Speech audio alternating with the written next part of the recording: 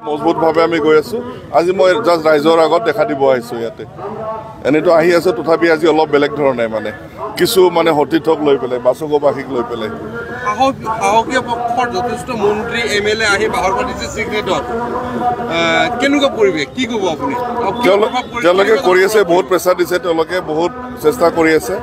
নিশ্চয় ভয়টো সোমাই গৈছে তেওঁলোকৰ, মানে BPFৰ এইবাৰ মানে ষ্টেটাছটো বহুত ওপৰত, বহুত শক্তিশালী ৰূপত আমি থিয় দিছোঁ।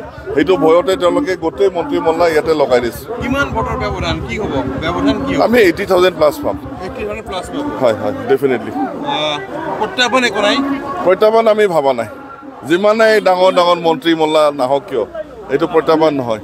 তেওঁলোকে নিজৰ কাম কৰি আছে, আমি নিজৰ কাম কৰি আছোঁ। ইয়েছ, খাটাং। আমরা প্রচার করতে পেরেছি এই নীতির মাধ্যমে ছবিতে, তাই আমরা আপনাদের বাড়ি এসেছি। আমাদের একটি উন্নয়ন ছিল, যে উন্নয়নের পরিকল্পনা ছিল, সেগুলোকে আমরা আজকের দিনে অনুরোধ করছি যে আপনারা আপনাদের জীবিকার লক্ষ্য আশা এবং নিয়ে গেছে, সেটা আমরা পুনরায় প্রতিষ্ঠা করবো বাসুগার অঞ্চলে। এটা এই প্রতিষ্ঠাটা আমার প্রতিটি সমাজসেবক কর্মী, প্রতিটি ঘরের স্থানে যে যারা আজকে ঘরের মধ্যে বসে আছেন, তাদের যে আমাদের একটি সফল করার জন্য আমাদের সংকল্প। পরিস্থিতিতে বাসুগার যে পরিস্থিতি, তাদের উন্নয়ন আপনারা ভেবেন না। আপনাদের সঙ্গে দিচ্ছে সর্বদাই, আপনার সর্বদাই ছিল, সর্বদাই থাকবে। এই প্রতিশ্রুতি আমাদের প্রতিশ্রুতি নয়। হয়েছিল নয়, এই ধরনের রত্নাবলী খবরে নেওয়ার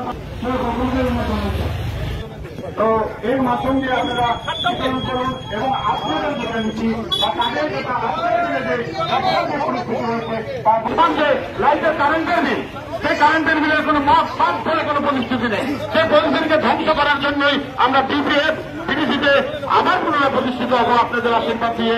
আমরা জানি আপনারা আমাদেরকে আশীর্বাদ দিবেন এবং সত্যকুমার বসুমতারীকে আপনাদের সঙ্গে নিয়ে চলবেন, এই আশা আমাদের সর্বদাই থাকে এবং সর্বদাই আমরা এই আশাতেই মগ্ন হয়ে আপনাদের দ্বারে এসেছি। আজকে বাসুগার অঞ্চলে আমরা প্রজন্মের মাধ্যম দিয়ে আপনাদের দ্বারে এসেছি। আমাদের যিনি প্রতিনিধি, তিনি আপনাদের কাছে যাচ্ছে এবং সম্মুখে আমাদের যারা ভাই বোনেরা আছে, তারা প্রতিজন ব্যক্তি এক একজন করে সৈনিক হিসাবে আমাদের BPF এর যে আদর্শ, BPF এর যে কথা, BPF এর যে আদর্শমূলক বক্তব্য তা তুলে দিচ্ছে। আমি অনুরোধ করব আমাদের যারা কর্মী ভাইরা আছে, তারা এখন প্রতিটি দোকানে যান, দোকানদারের সঙ্গে মত বিনিময় করুন। দোকানদারকে বলুন তাদের যে আর্থিক সংকট, যে সরকার পরিস্থিতিতে সেই সরকারকে পুনঃস্থাপ করে দিতে হবে, শূন্য বিন্দু করে দিয়ে আবার পুনরায় আমাদের এই নির্বাচনের মাধ্যম দিয়ে যে সেমিফাইনাল ক্ষেত্রে আমরা নেমেছি, যে সেমিফাইনালের মাধ্যম দিয়ে আপনারা পরিচালিত করেছেন যে আমরা আমাদের মাধ্যম দিয়ে যে আগন্তুক দিনে যে BPF সরকার হবে তাকে ধরার জন্য আমরা আজকে আপনাদের কাছে এসেছি। আমি অনুরোধ করছি আপনাদেরকে যে আপনারা ভয় নেবে এবং আপনারা সবাই একত্রিত ভাবে